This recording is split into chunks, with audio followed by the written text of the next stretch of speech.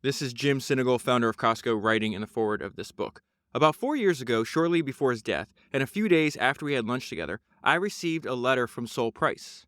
Dear Jim, it's always nice seeing you and experiencing your enthusiasm, knowledge, and commitment to your values. You've been very generous about giving me some credit for influencing you. I suspect that's true, but you would have been a great achiever under any circumstance. I related only the first paragraph of this letter because Sol went on to say some very complimentary things that I will keep personal. Upon reading the letter, I turned to my assistant and said, I've been waiting 50 fucking years for this letter. It was well known that compliments from Sol came around about as frequently as Haley's Comet. After digesting the letter, I reflected on the fact that here I was in my 70s and still seeking approval from this guy. What was it about the man that engendered so much admiration and respect, not just from me, but from thousands of us who worked with Sol over the years? Certainly there was his intelligence and creativity, but that's not the complete answer because there are millions of bright people in the world and only a handful make a lasting impact. There was so much more to Sol's leadership qualities that touched all of us and made everyone confident that we would persevere regardless of the obstacles. I started working at FedMart, that's a company that Sol founded. I started working at FedMart in 1954 while still in college, a path that was followed by many of Costco's current executives. Sol gave us incredible opportunities to learn the business, teaching us the skills and core principles we applied throughout our business careers and then later when we launched Costco in 1983. Sol's teachings had a great impact on our business ethics, our core values, and of course, our merchandising philosophy. He believed in developing strong operating efficiencies, and he continually emphasized passing on savings to customers. In 1993, our two companies, Price Club and Costco, merged to form the Costco that we know today. We owe our legacy to the retail concept that Sol pioneered with FedMart and Price Club, as do all of our competitors in the industry and big box retailers in general. Sam Walton, who started Walmart in 1962, 8 years after FedMart was founded, later admitted that he had borrowed many of Sol's innovations. Sol's greatest business legacy was the creation of the Price Club concept that as many as a dozen existing retailers and startups attempted to clone. At one point, a reporter asked Sol how it felt to be the father of an industry, to which he replied, I should have worn a condom. The fact that he instilled these concepts in so many who were around him is, in my mind, his greatest legacy. And so that was Jim Sinegal writing in the foreword of the book that I'm going to talk to you about today, which is Sol Price, Retail Revolutionary and Social Innovator, and it was written by his son, Robert Price. So I just finished reading this book for the second time. The first time I read it was several years ago. So there's a few reasons I wanted to read this book again. The first is that I'm unbelievably impressed with Costco as a business and then Jim Sinegal as a founder. And as you'll see as we go through the book, Jim is very adamant. He says, every single thing that he ever learned in his career came from Sol Price. And so by rereading this book, I actually see the origination and the formation of the idea behind Costco. And another reason I want to do it is because I'm fascinated how so few people know who Sol Price is, yet I would argue that he's the most influential retailer of all time if you factor in how many people are on record saying that they took Sol's ideas and applied it to their own life and work. Jim Sinegal of Costco, obviously, Sam Walton of Walmart, Jeff Bezos of Amazon, Bernie Marcus of Home Depot, the founder of Trader Joe's. It's pretty incredible to think about that Sol's ideas have created literally trillions of dollars of value. And then finally, Sol's a very unusual person. This is a biography written by his son. And in my opinion, the way his son ends the book, the last paragraph, which I'll share with you at the end, is the definition of winning at life. So I'm going to jump right into the book. Most of the highlights that I have or what I want to talk about are his ideas. Sol says he was really creative and he had great ideas, but he thought he was he was poor at execution. And one of the reasons that he identified Jim as the person he wanted to sell Price Club to later on was the fact that he thought Jim was a world-class operator and fantastic at execution, which everybody obviously that's run into Jim has agreed with. But before I get into the ideas and where he, his ideas for his company building philosophy, I want to just touch on a few things in his early life. This is something that's very common. He was a misfit. He just felt the need to prove himself through achievement. So Sol is talking about, he had a physical deformity. So when you look at pictures throughout his book, the older he gets, one of his eyes essentially looks like it's almost permanently closed. and it started drooping when he was a young man, and he gave him a lot of he was self-conscious about it. So he says, when I was 3 or 4 years old, I had an infirmity in my left eye that caused a drooping eyelid. It was something that bothered me and made me self-conscious. The kids teased me a lot, and consequently, I was shy and compensated for this. This is the most important sentence. I was shy and compensated for this by being an overachiever in school. Even at a young age, Soul was very intelligent, but he also had an aversion to being told what to do. Being an overachiever meant reading at an early age, holding his own with adults in chess, and doing well in school without really trying. Soul skipped 2 grades, but he was mischievous in school. This sentence made me think of the greatest description of an entrepreneur. His teacher told his mom that her son was very smart, but she warned that Soul could go in one of 2 directions: a career as a gangster or someone who would do much good. That sentence made me think of the greatest description I've ever heard for the mindset of an entrepreneur. And it came from Yvon Chouinard. He says, if you want to understand the entrepreneur, study the juvenile delinquent. The delinquent is saying with his actions, this sucks. I'm going to do my own thing. And so that chip on the shoulder that Soul had as a young person, I don't think ever left him. He has this constant desire from achievement. And I would argue it stems back to his relationship with his father. So there's this idea that you and I cover over and over again. It may be in every single one of these books, but I think the best way to describe this came from Francis Ford Coppola's biography that I covered back on episode 242. And it says you can always understand the son by the story of his father. The story of the father is embedded in the son. This is Soul looking back and describing his father. He said, my father had contracted tuberculosis, and the doctor advised him to move to California. From the time he moved to California in 1927 until he died in 1949, my father never worked again. He received his monthly insurance disability. Now, this is a crazy sentence that's coming next. My father lived in grave danger of getting well. The monthly insurance disability payment would pay him $500 per month as long as he was disabled.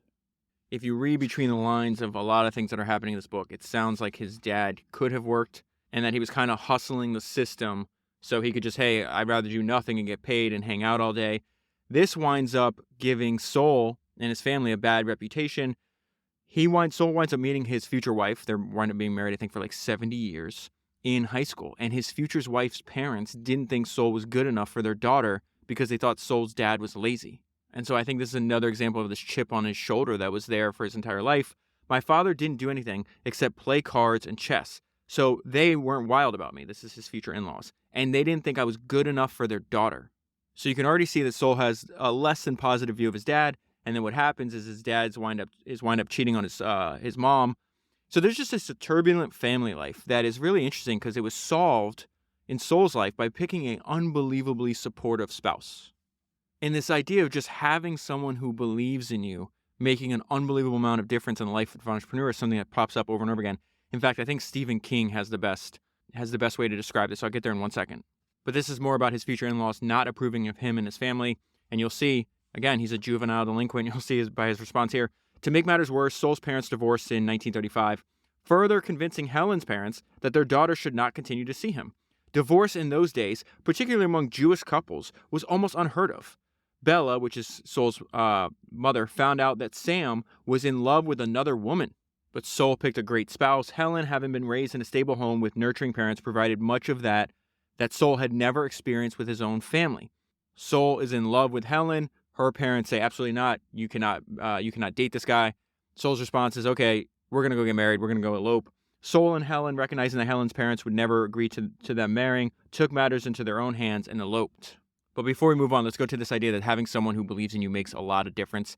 And back in episode 210, I read Stephen King's excellent autobiography, obviously one of the best written autobiographies you can ever come across because it's written by Stephen King. And he says something that's fascinating. Like, how many times do you pick up a book and at the beginning, they're like, hey, I'd like to thank my spouse, my husband, my wife. And this is what he said. My wife made a crucial difference during those 2 years. So he is describing, everybody knows who Stephen King is, right? And if you haven't read his autobiography, or if you haven't listened to episode 210, what blew my mind is I didn't understand how unbelievably poor and it just seeped in poverty that Stephen King was when he was trying to make it as a writer. They lived in a trailer. They couldn't even afford a telephone in their house. They couldn't afford, their daughter was sick and they couldn't afford the medication. He's got unbelievable stories in that book. And so he's describing that time period, but now from the perspective of an unbelievably successful and wealthy person. My wife made a crucial difference during those 2 years. Tabby, never voiced a single doubt. Her support was a constant. This reminds me of Sol Price's wife. This is what I'm reading it to you. Her support was a constant, one of the few things I could take as a given. And whenever I see a first novel dedicated to a wife or a husband, I smile and think, there's someone who knows. Writing is a lonely job. Entrepreneurship is a lonely job. I'm going to wind up talking to more founders than almost anybody else alive, right? And that comes up over and over again. Being a founder is an extremely lonely job. Having someone who believes in you makes a lot of difference. They don't need to make speeches. They don't have to make speeches. Just believing is usually enough. And so Sol, in probably life's most important decision, pick the right spouse. I'm going to fast forward. He went to law school. And it's interesting to me. There's so much about reading Sol's experience as a young lawyer that reminded me of Charlie Munger. And so Sol has a line right at the beginning of this chapter that describes his very short law career. And he says, over a period of time, I really learned far more from my clients than I ever learned in law school, reminding me of one of my favorite quotes by Henry Ford, that true education is gained through the discipline of life. And so I just want to pull out one idea that I think is very valuable. He's a young attorney, has no money, doesn't really have a client base. So how's he going to build up and his own business, his own book of business, right? He gets clients for his law firm by giving away value for free first. So he's working with these other two older attorneys, and what he says, one thing that they learned, that the most valuable thing that he learned from them is not the technical aspects of running a law practice. It's about how everything moves with relationships. And so he says, I became a lawyer in the community for all the Jewish charities. And obviously, I never charged them for it. Not charging for one's legal services, especially as a young attorney with no money, struggling to earn a living, might not have been so obvious. His pro bono legal work introduced him to many people in the community, some of whom eventually became his clients. Sol is living and working in San Diego at this time. He is 25 years old when the attack on Pearl Harbor happens, and that changes everything in his life. I had developed a reasonably fair practice and was making a halfway decent living. But literally overnight, life in San Diego changed forever. After the attack on Pearl Harbor, the United States government did not know whether or not the Japanese were capable of attacking the West Coast. So the Navy announced that it was considered advisable as a precautionary measure to black out San Diego at any minute. So he's describing going through his life and work with no electricity. All of a sudden, there were total blackouts every night. It's hard to even recall now how inconvenient it was. Trying to get around after dark without lights in your car, without any lights in the street, and trying to figure out where you were going and how to get there. It was a very, very difficult thing, but somehow we still managed to keep moving, and I really can't recall clearly how we did it. So in addition to having to do his legal work during the day, he has to work supporting the war effort at night. So he's working at this place called Consolidated Aircraft that is making airplanes for the war effort. And really, what I was saying about this whole section, that a little adversity goes a long way. This is the start of Sol's unbelievably strong work ethic. He really starts to get fulfillment from working hard and being productive, and we see him contrast his own work ethic with his father's again. Throughout the rest of the war, Sol was at his law office 8 in the morning until noon. Then he had to drive across town to Consolidated, the aircraft company, until 11:15 at night. So his work day is from 8 in the morning to 11:15 at night. He would eat dinner, go to sleep, and then the next morning do it all over again. Sol did not complain and said, I actually enjoyed the experience. Unlike his father, who had managed to find ways not to work, Sol thrived when he was busy, working hard and feeling productive. This is what I mean about a little adversity going a long way. It's actually good for you. His desire to work hard and get the most out of every hour of the day was not characteristic of his earlier years. Sol commented that he never worked very hard in school, at least not until law school. Beginning with his early career in law and his work at Consolidated, Sol would continue to live his life working hard and taking full advantage of every hour of the day. This is also something that he teaches grandchildren. In his later years, Sol frequently spoke about the importance of time. His granddaughter talks about what she learned from her grandfather. The concept of time was very important to my grandfather. I remember on a couple of occasions talking to Grandpa about how I would be able to accomplish certain goals. He explained to me that we always have more time than we think. Then he would take an inventory about how much time you're spending on different things. How much sleep do you get? He would ask. How long does it take for you to study? How long does it take for you to eat your meals? So many questions about my day. Well, you have enough time, he would say. There are 24 hours in a day, 168 hours in a week. We waste so much of it. There is always time. I thought it was funny because later in the book, it talks about he'd keep one sign on his desk that said, do it now. And so at this point, he's still a young man. I think he starts his first company when he's 40. But what he's realizing is like the value of his legal practice was the fact that he discovered he didn't actually like the law, and he wanted to actually, he was much more interested in business. So he says, over a period of time, I really learned far more from my clients than I ever learned in law school. And because I involved myself so deeply in their matters, I think this is where I began to accumulate the knowledge and interest in business. And he also realized that even though a lot of his clients didn't have the higher education levels that he did, they were much more wealthy than he was, and they just had this like basic common sense. I just want to give you one example. There's this guy named Isidore Teacher. He was one of Sol's clients. He had emigrated to the United States from Scotland when he was 3 years old, and he had no formal education, but he was very smart. And then Sol also saw that, okay, you don't have to have formal education to be smart in business, but you can be smart in business and bad in other aspects of your life. Sol is very akin to like Ed Thorpe, where he was able to be unbelievably professionally successful, and without really messing up other parts of his life. Isidore Teacher had a problem picking wives, and he also says some funny stuff here. So it says, Teacher was very successful real estate investor and business person. He wasn't very successful, however, when it came to his marriages. Sol represented Teacher in a divorce that ended up in the court. And so his wife's divorce attorney was threatening to have the court take over all of Teacher's assets. Sol went back to Teacher and told him about the threat. Teacher's response is something that Sol said he'd always remembered. And this is what Teacher said. Well, that's okay if my wife wants to sink the ship. Let her sink the ship. I can swim better than she can. Teacher's gutsy response made a big impression on Sol, because over the years, Sol was never afraid to hang tough in a negotiation. And so it's through Sol's legal practice that we see the very first kernel of this idea that's going to eventually turn into Costco. And so a major driver of the San Diego economy at this point in history was the Navy. And so Sol sees this very focused niche business that is unbelievably valuable. Navy regulations required sailors to depart from their ships and come back to their ships in uniform. Because the sailors wanted to change into their civilian clothes once they were on shore, they needed a place to store their uniforms and to purchase clothing. In response, a few enterprising entrepreneurs opened these things called locker clubs. So a locker club is stores that not only had lockers where sailors could store their uniform, but offered a wide range of goods and services for sailors to purchase. The most successful of the locker clubs was this business called the 7 Seas Locker Club. And so Sol starts studying the business. He says the 7 Seas was another learning experience for Sol. It was an opportunity to see how a large store selling a variety of goods and services all under one roof could be successful catering, this is the most important sentence, could be successful catering to a focused segment of the marketplace. Focused segment of the marketplace is what you and I today would describe as a niche. This entrepreneur made a very successful business understanding a Navy regulation and then solving the problem and narrowly focusing on one segment of the market. So that's the first kernel. This is the second one. His father-in-law dies. He's trying to help his mother-in-law settle their estate. They own a bunch of commercial real estate. And so her name is Bertha. And it says, so Sol was faced with the challenge of finding a tenant for Bertha's Main Street property. Sol's client, remember, it's amazing how all this relates. Like all the relationships that he built when he was practicing law is what launches his business career. But he's also paying attention.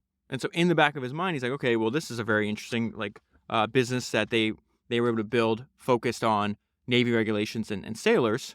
And then he's introduced to another example of this because he's trying to find a tenant for his mother-in-law's commercial property. And one of his clients is like, hey, why don't we go up to Los Angeles and we check out this thing called Fedco. Fedco is a membership retail store.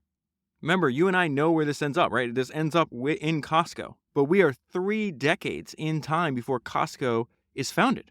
And so this is the first time that Sol sees an idea which generations of entrepreneurs after him are going to use. It's like, okay, well, wait a minute.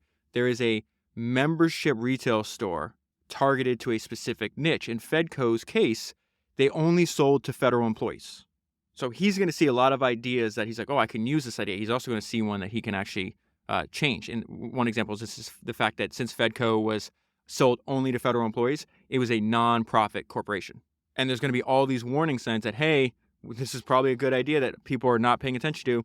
And this is one of them. The Fedco store was doing a brisk business with customers coming from as far away as San Diego. In fact, 5,000 Fedco members lived in San Diego and were driving 200 miles round trip to take advantage of Fedco's bargain pricing. You and I have seen this.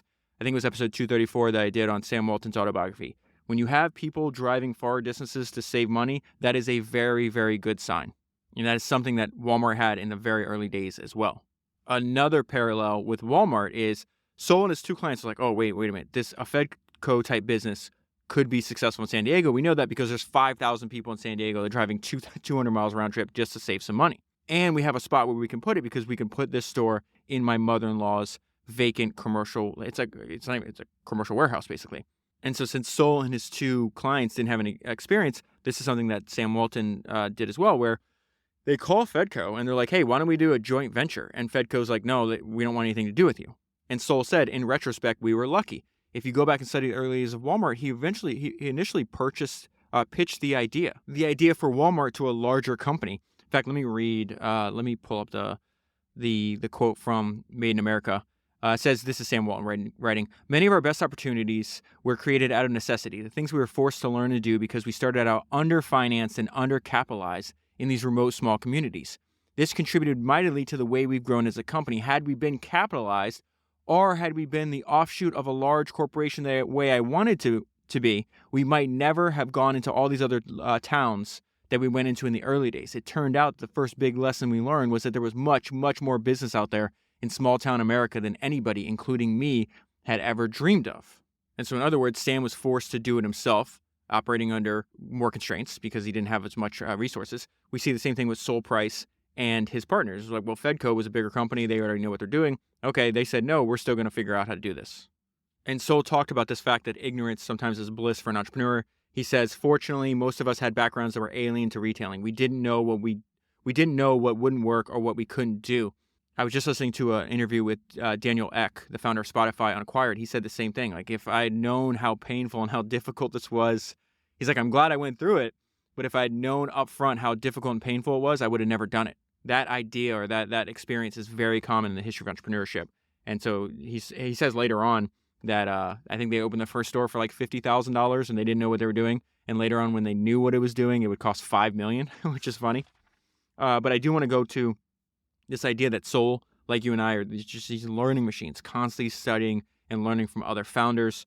And so he has these two stories. He's like, oh, 7 Seas Locker Club, that's interesting. Ooh, Fedco, that's interesting. Then he starts studying this guy named E.J. I don't know how to pronounce his name, so we're just going to say he's the founder of E.J. Corvette. There's a new type of retailing, discounting, was launched by this guy named Eugene, who founded this company called E.J. Corvette. He opened the first discount store in 1948. And this founder did much to define the idea of a discount department store. What he would do is he would sell products at deep discounts from the manufacturer's suggested fair trade prices. This is very important at this time, and Sol is one of the people that gets these ridiculous laws overturned. There was these things called fair trade prices that said you had to charge the customer, even if you could sell it cheaper, because you had a better cost structure, because you were more efficient, did not matter. There was these artificial floors on prices that Sol thought was ridiculous. And so the founder of E.J. Corvette figured out a way, like a loophole, to get around these fair trade prices. The way Corvette circumvented the fair trade laws was by requiring that shoppers become members in order to shop. The membership was really just a way of outsmarting the fair trade laws. This is incredible. I love how these little weird decisions that happen. Think about this happened in 1948. That is 40 years before Costco is invented, or founded rather. But this idea, this obviously the one of the benefits, or the benefit of Costco, is almost all their profit comes from the reoccurring membership, right? And the fact that they use their size just to buy products so inexpensive and then barely mark it up to cover their very low operating expenses. And so you go to Costco, I mean, you already know this. You go to Costco and you just find a TV that's $500 cheaper than anywhere else ever they could be, because it's we're not making money on the TV. We're making money on membership fees. And this idea that the membership club for discounters started out as a way to get around a random regulation. And this regulation lasts a long time. This is 1948. The regulation's already been established for quite a while then. I think it's in the 1970s. Where Sol and a bunch of other people play a role in getting these ridiculous fair trade laws repealed. It's incredible how these things echo throughout time. And so this is the reason he was doing this, because customers could realize significant savings at Corvettes. You could say the same thing. Customers could realize significant savings at Costco's. A refrigerator might sell for $400 at Macy's, and Corvette sold the same for $300. Okay, so let's go to the beginning of FedMart. Now, here's the crazy thing. FedMart is literally Fedco, right? It's just like, okay, let's make a membership discount store that's available to federal employees only. So it says FedMart followed the Fedco template in almost every way, including membership. Sol raised $50,000 from a handful of investors, including his own $5,000 as seed money. For most of the investors, a $5,000 investment was not a lot of money. But for Sol, $5,000 was a significant amount of money at the time. So at this point that he starts his own company, he's still practicing law, doesn't have a lot of money. He's very concerned. This is something he's concerned with his entire life that I think is smart, is capping his downside risk. So he negotiates the lease. He's like, okay, we negotiated a lease for 10 years. We were so uncertain as to the future of this enterprise that we reserved the right to cancel the lease at the end of 1 year if it didn't work out. And then this is what I mentioned earlier. Sol is also hilarious, as you saw with the introduction with Jim Sinegal. So has like this very sharp wit. And he says, I used to say afterwards that when we didn't know what we were doing, it only took $50,000 to start a business. And 5 years later, when we were really experienced at running FedMarts, it took $5 million to open. So they opened a membership retail store in a warehouse in an industrial area of San Diego. This broke just about all conventions in 1950s retailing. Shoppers had to be military or government employees, and they had to purchase a membership card, and they needed to show their card in order to shop, just like you and I do today when we walk into Costco. And we go back to this idea. It's like, hey, I have an idea that this will work because we have 5,000 people literally leaving our city going to Los Angeles. They'd probably shop here if they just had them, and other people would shop here. So it says from the day that FedMart opened for business, the store was an immediate and spectacular success. We had anticipated that we might do $1 million in the first year, and we did 3 times more than that. So the customers are happy, but his competitors are not, and we see that Sol Price is a fighter. He did not shy away from fighting at all. Some of the downtown merchants tried to cause problems. Right before we were about to open, a guy came to the FedMart, and he said he was a bedding inspector for the state of California who's responsible for seeing that things like pillows and mattresses do not have any deleterious stuff in them. Here comes this bedding inspector, and he has this long list of questions. And the questions had nothing to do with pillows and mattresses. I politely and firmly told him to get the hell out, and if he wanted to close us down, take your best shot. We never heard from him again. And this is the first part of the book where we see that Sol's business philosophy. You obviously see this with Costco today. Sol described his business approach as a professional fiduciary relationship between us, the retailer, and the member, the customer.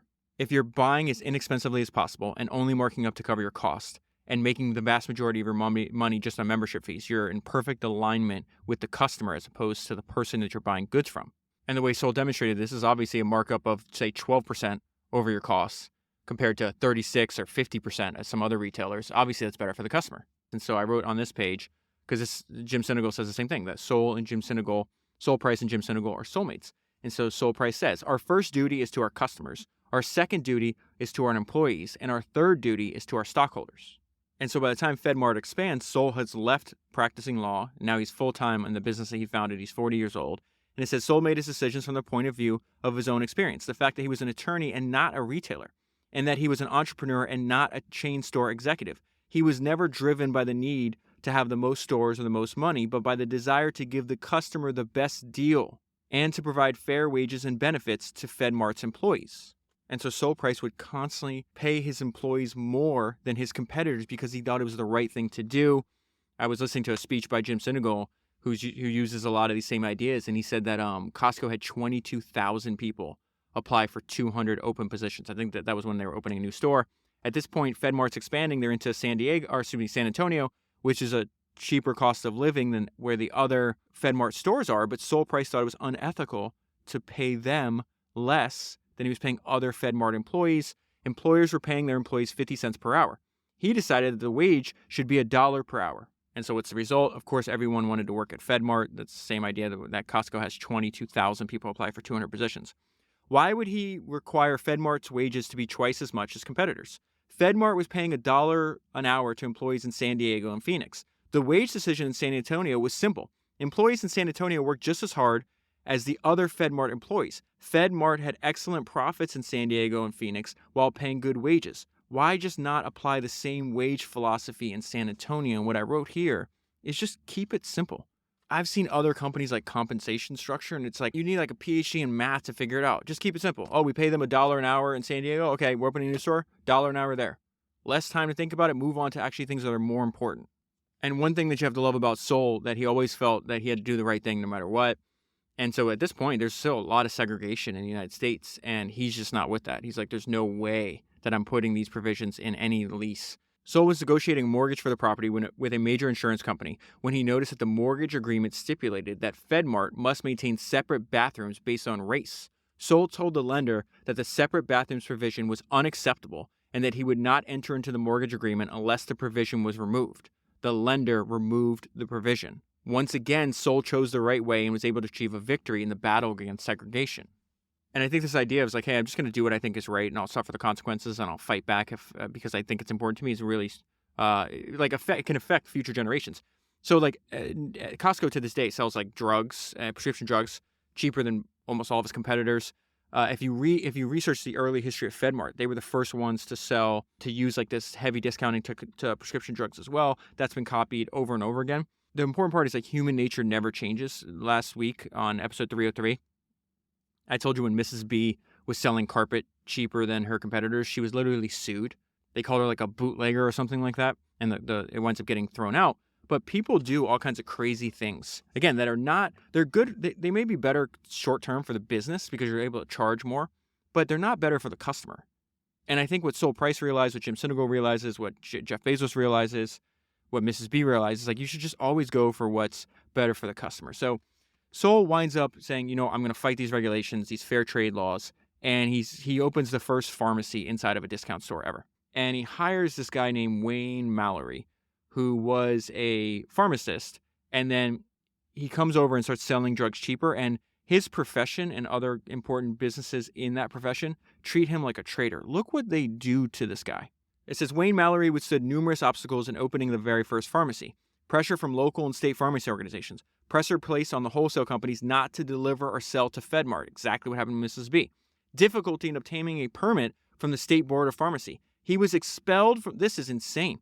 He was expelled from the local and state pharmacy organizations. He received numerous death threats. What the hell is wrong with our species? A rock was thrown through his living room window, and he was treated like a traitor to his profession. And so Soul fights this battle on multiple fronts, and they come up with an idea of another way to get around these ridiculous fair trade laws. Think about, they're going to have their own white label company, like own products. Think about how valuable like the Kirkland white label brand for Costco is now. Because fair trade laws impacted so many products, FedMart developed a line of private label merchandise. The FM brand of laundry detergent was about 1/2 the price of the national brand. And so this goes back to his misfit-like nature when he was a kid. You don't want us to sell your products for deep discounts? That's fine. We'll make our own. And then again, a version of Costco before Costco, FedMart, like Price Club after it, and like Costco after that. One of the most important factors is that Soul Price believed low-price merchandise with limited selection. Soul calls that an intelligent loss of sales, which I'll get his idea of intelligent loss of sales, which I'll get to in a minute. But I wanted to bring up this part. This is what I mentioned, that he helped get these ridiculous laws overturned. Because again, at the end of the day, it's just better for customers. That's all we really need to focus on. By 1975, consumer demand for lower prices convinced Congress that it was time to repeal fair trade laws. Only liquor remains subject to minimum price maintenance in some states. So what does Soul do? Soul told the FedMart liquor buyer to purchase national brand liquor and to price the liquor at a 12% markup. The state of California challenged FedMart's pricing as a violation of the state's liquor price maintenance regulation. Think about that. Soul is being just like Mrs. B, Soul is getting sued for selling too cheaply. FedMart's attorneys argued in court that federal law preempted state law. The judge sided with FedMart. So remember at the very beginning of the book, Jim was saying, hey, there's this guy positively affected thousands of people's lives. And part of it is because he viewed himself as a teacher. And so at the beginning of this chapter, there's a fantastic quote by Jim Sinegal. And he says, if you're not spending 90% of your time teaching, you're not doing your job. And that's something he learned from Soul. Jim Sinegal, Costco's founder, started working for Soul in 1954 at the age of 18. Jim recounted the time that he received a call from a reporter to answer some questions. You knew Soul for a very long time. You must have learned a lot. No, this is Jim talking. My response was, no, that's inaccurate. I didn't learn a lot. I learned everything. Everything I know.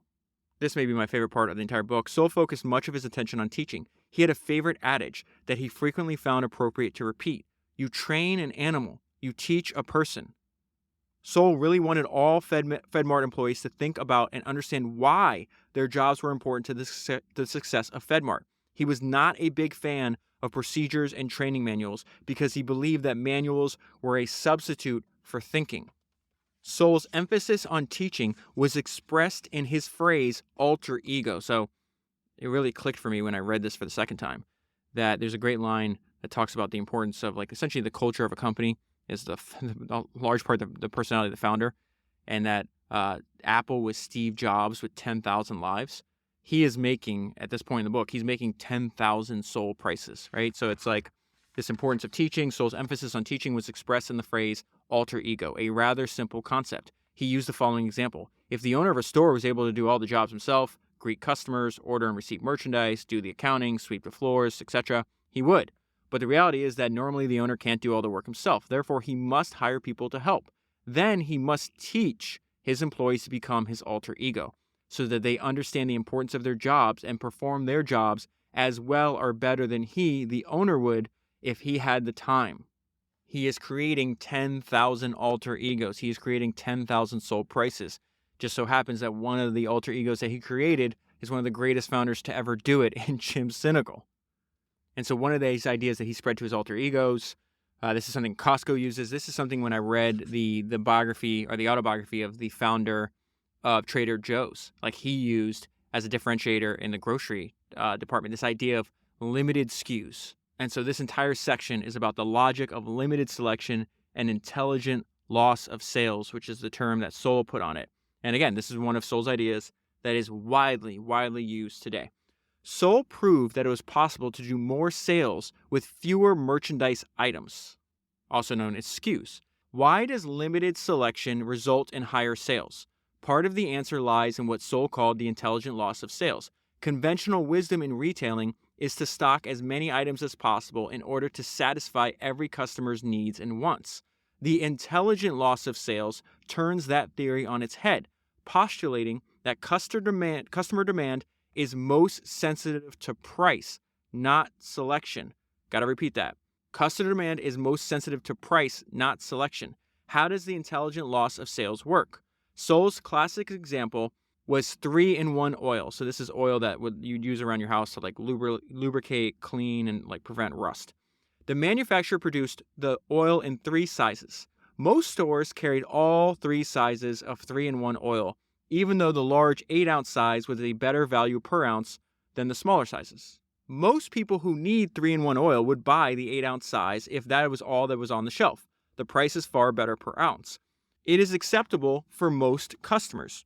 What about the customer who doesn't buy the 8-ounce size? That was the intelligent loss of sales. What does limited selection have to do with efficiency? Because payroll and benefits represents approximately 80% of a retailer's cost of operations. Fewer items result in reduced labor hours throughout all the product supply channels. Ordering from suppliers, receiving them at the distribution center, stocking them at the store, checking out the merchandise, and paying vendors. Put simply, what an excellent observation by Soul. Put simply, the cost to deal with 4,500 items is a lot less than the cost to deal with 50,000 items. And why is low cost so important? The success of FedMart and later Price Club had a lot to do with being the lowest cost operator. Okay, so I want to fast forward in the timeline to where Soul gets kicked out of his own company. At this part, this goes back to the idea where one of the main ideas of the book is it's so important. Soul was unbelievable at everybody around him said his ideas and his creativity of starting business was maybe the best ever. But his execution, he by his own mission, he's I'm just not a good executor, not a good operator. It's why after he gets kicked out of FedMart, he starts Price Club. And once he grows the idea for Price Club, realizes, hey, we got to sell to Costco because Jim's just the best operator in the world. So FedMart, in part because Soul shared his ideas widely, they have a ton of competition from world-class operators. So you have Walmart that's already been in existence for almost 10 years now, Target, Kmart. And these operators are just operating a lot better than FedMart is. So he has this idea where he's man, we're running into all these problems. Business has been going on for, I think, almost 20 years at this point. And so he's looking for like new ideas or maybe an eventual buyer. He's like considering a sale or merger of the business. Some investment bankers hook him up with some retailers over in Europe. So he flies over to Europe. This is important because one of these winds up being a buyer and the other one winds up giving him an idea that he uses for Price Club, which is really what we're talking about. It's like this is still the prehistory of Costco. This is why I'm holding the book in my hand, why I'm talking to you about it, why I reread it, because I just have a strong desire to understand Costco at a more fundamental level than I do. And there's surprisingly not a lot of material out there. So if you have any material about Costco, please get it to me. I'll read everything and listen to anything you find as well. So it says he goes to Amsterdam and Germany. This is hilarious. The first meeting is this guy that's the founder of this. They're called Makro, M-A-K-R-O stores. This guy lives in a castle in Amsterdam, and his business is a membership warehouse. But these are gigantic, much bigger than the FedMarts were. They're over 200,000 square feet. And it's a similar concept where to shop in the store, you have to purchase what they call a passport membership. And so it says Sol must have been impressed because when he returned to the United States, he talked about the store at length, and in particular, the passport membership concept for business customers. To shop at Makro, customers were required to prove that they were owners of a business. You have to prove that you're owner of a business, then you can buy the membership. So that idea, he's like, I come back. He's like, man, this is a really interesting concept. What if we had a membership discount retailer, but it was only for business customers? That is the idea for Price Club, which is going to come after this. So again, Sol Price is literally doing in the story what you and I are doing right now, which is learning from other entrepreneurs that came before us. Then he goes to Germany. He meets with this guy named Hugo Mann. Hugo Mann owned a chain of these things called hypermarkets. So hypermarkets is what you and I would know as like a Walmart supercenter today. But this is way before a Walmart supercenter existed, where it's groceries, it's everything, including food and groceries and perishables. And so the issue that's going to happen in the future that Sol doesn't know what's happening now is like Hugo Mann, the founder, like wines and dines him, takes him on this beautiful vacation spot in Germany, turns on the charm. This is the biggest thing where time is the best filter. You can fake being a scumbag for 6 months, for a year. You can't for 5, 10, 15 years. Your true personality and who you are is going to eventually come out. They had this idea, though. They're starting to negotiate with Mann and some of his people, and they really don't like him. But they got caught up in the euphoria of a big deal. The other way I've heard other entrepreneurs say this in the past is like you should have a no asshole rule. And another way to put this is like you can't make a good deal with a bad person. And this guy winds up being a bad person. The negotiation sessions provided plenty of opportunity to gain insight into the characters we were dealing with. But Sol had decided that FedMart had much to gain by reaching a deal with Mann and his group. Later on, looking back on our times with Mann, the warning signs seemed so obvious, but at the time we were caught up in the euphoria of making a big deal. And so Mann is going to buy 64% of the company. It was like this merger, eventually just like this takeover, really. And because he needed money, because he's like, okay, well, I'm facing some serious operators. If we get a big influx of money, we can expand and we can kind of fight. That's not going to happen. I mean, you have to avoid this mistake. You can't sell 64% of your company and then be surprised when you get fired, which Sol does get fired. The first indication of real trouble occurred at the first meeting of the new board. This was the first time that Sol and I experienced the real Hugo Mann. Rather than the friendly person we had seen, Mann launched into a 90-minute tirade criticizing Sol and FedMart's performance. We were finally seeing Hugo Mann's true character, a side of him that executives in Germany saw every day. And so immediately after he gets fired from FedMart, he starts what he's going to call the Price Club. So he's like, what do I want to do after FedMart? And he realized, well, I can just take that Makro like business in Amsterdam and do it here. Makro operated a membership wholesale business and a warehouse. They sold products to small businesses in a no-frills warehouse environment. Its strategy was to offer a wide range of business products at very low prices. Sol thought just maybe there was a way to have a wholesale business selling to independent business owners. So he's going to have a membership-based warehouse business. It's going to have no frills, and it's going to sell business products at low prices to business owners. And if you think about the Price Club idea, Costco is this, but for everybody. The Price Club idea was finally conceived, a wholesale business selling merchandise to small independent businesses. The business owners would come to a large warehouse, select the products from a steel rack displays, and pay either by check or cash. Thousands of small businesses would pool their buying power for shopping at our wholesale warehouse. Now, there's millions, I don't know, tens of millions, 100, I don't even know how many Costco members are, let's say 100 million. In this case, there was thousands of small businesses pulling their buying power together. In Costco's case, there's 100 million or whatever, 50 million customers pulling their buying power together. That is a very, very powerful idea. And this may be the main idea of the book. Everything that made Price Club different is what made Price Club successful. Price Club differed from its competitors because of the number of items offered for sale. The typical grocery or discount store carried about 50,000 different items compared to Price Club's 3,000 items. Price Club was a warehouse with rack storage, high ceilings, and concrete floors. And most importantly, the prices for the merchandise were far less than prices available anywhere else. The operating efficiencies of the warehouse concept and the direct delivery of products from the suppliers to Price Club made it possible to sell merchandise for less. And so the value proposition to the business owner is real simple. For $25 membership fee a year, we can pull together the buying power of thousands of you, eventually tens of thousands of you, and then you have your own warehouse. We will handle the buying and the delivery logistics. You just have to drive to the warehouse that you're a member of and pick it up. And so the great thing about reading rather obscure books like this, I don't know how many people have read this book, is you discover the origination of like a cultural phenomenon. So there's this funny thing, like in Costco lore, is the fact that they sell a hot dog and a soda for $1.50, and they have forever. And if there's just one of my favorite stories about Jim Sinegal is what happened. One of the guy that was working for Jim tried to convince Jim to increase the price of the hot dog, which I'll get to in a minute. He's just my kind of founder. He's just like, Jim is my kind of founder. And we realized like that idea came originally from Price Club. Price Club was selling a hot dog and a can of soda for $1.50. The price of a Costco hot dog and soda has remained the same, $1.50, 36 years later. But the thing is now it's 46 years later because this book was published about 10 years ago. So the reason I say it's my kind of founder is that there's this great back and forth where it's like, okay, Jim, we need to raise the price of the hot dog. And Jim's response was, if you raise the price of the fucking hot dog, I will kill you.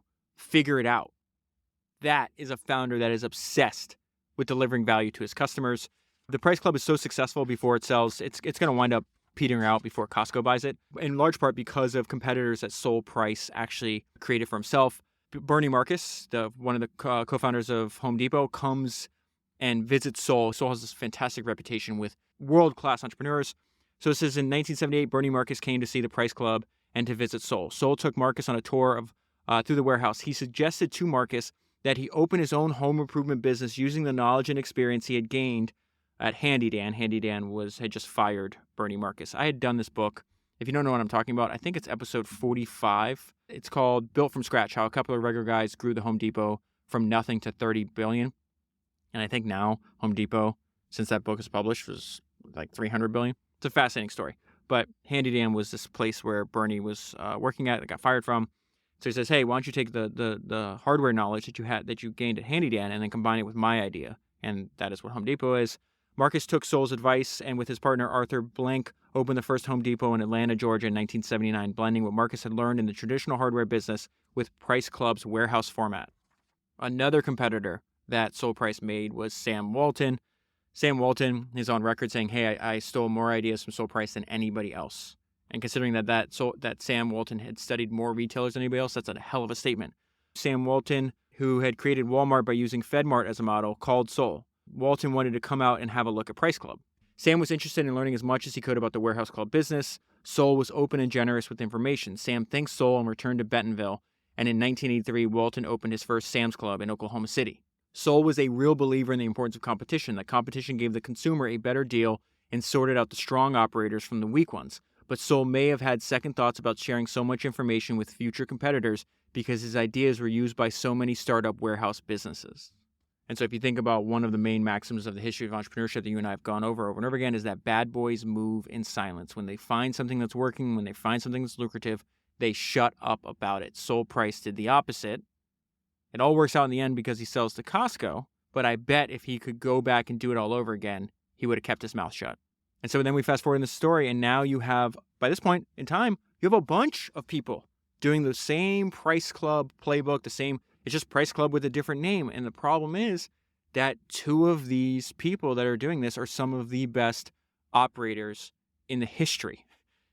Some of the greatest operators in history in Jim Sinegal and in Sam Walton. And so Jim says here, we owe Costco's legacy to the retail concept that Sol pioneered with FedMart and Price Club, as do our competitors in the industry and big box retailing in general. The Price Company had a 7-year head start on Costco's and Sam's Club, but Costco and Sam's were expanding aggressively while Price Club remained tentative. Costco and Sam's were beginning to expand into Price Club markets, and they were outpacing Price Club. That is the difference between being good at ideas and being good at execution. Something I do on a lot of mornings is I listen to a rendition of General Patton's speech to the Third Army to get me fired up and going in the day. And something I'm trying to be to make sure that as many people as possible are aware of Founder's existence is to be very default aggressive on promotion and just making sure that people are aware that, hey, you have this fantastic tool that I hope you use for your entire career, that in an hour you can download in your brain some of the best ideas of history's greatest entrepreneurs that you can use in your career. And so there's something that I keep on a Post-it note and I have saved in my phone as well. It's a quote from this speech by Patton that I probably heard, 200 times, 300 times, it's hard to say. And he says, I don't want to get, and this is the difference to me this is what came to my mind, because it's like what I'm about to read for Patton.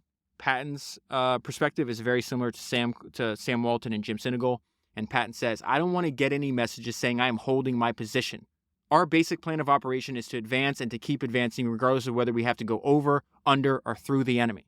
And so in this case, in this story, Costco and Sam Walton are going over, under, and through the competition to the detriment of Price Club.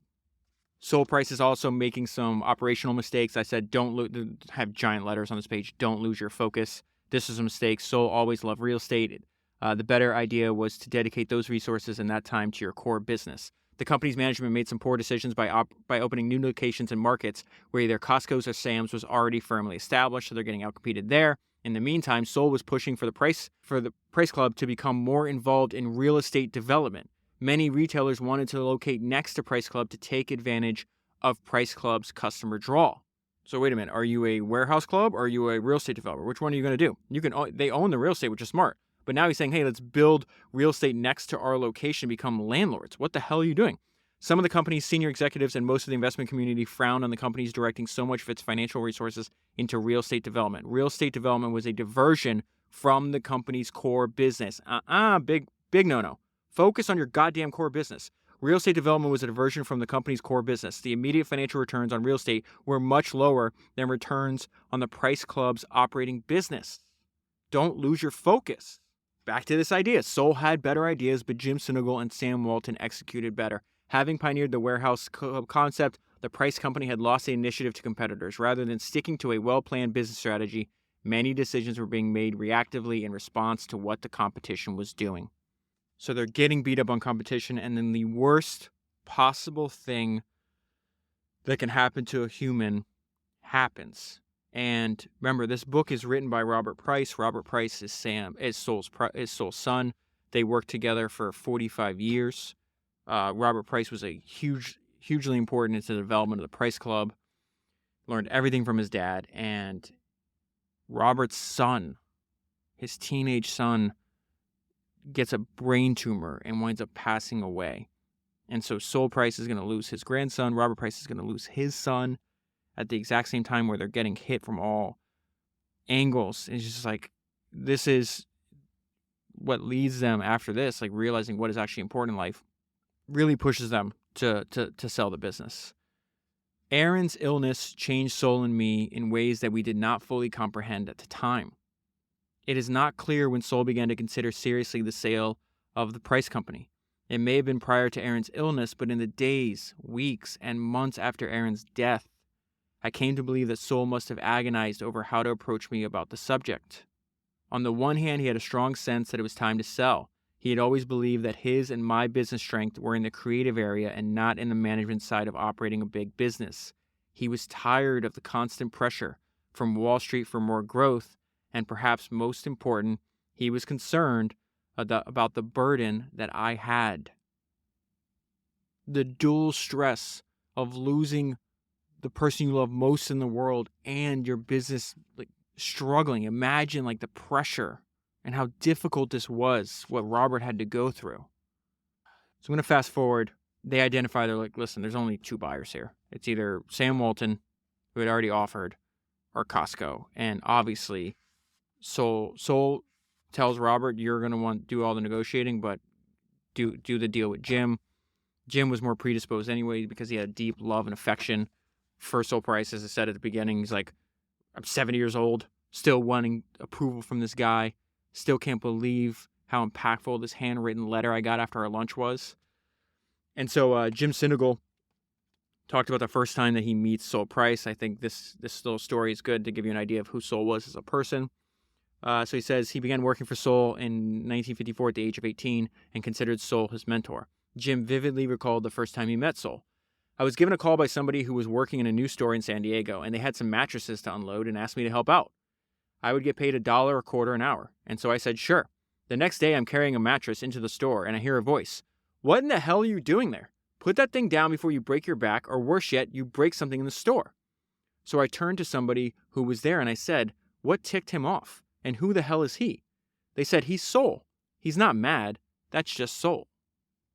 And so then the book goes on to what happens. Eventually, Price Club and Costco merge. But really, this is the most impactful part of the book about life, outside of all the great ideas for business that Soul had. And so I want to get to the end where I said it's one of the best ending paragraphs of any book that I've ever read because of Soul has passed away by the time his book is published. He died about 3 years before the book is published. And now you have his son honoring his life. And so as with every biography, you just can't help but put yourself in their shoes and imagine living a life and succeeding a life like this, where long after you're gone, this is what your son or your daughter, the way they honored you. That's more impressive than any of the wealth he built. As much as Soul's public accomplishments represent a tremendous legacy, his more enduring legacy may be on the impact that he had on the lives of the many people who knew him. All of us can honestly say that there is at least one person who has had a transformative impact on the course of our lives. For me, that person was my father. Whatever I have learned about business, I learned from my father. Everything.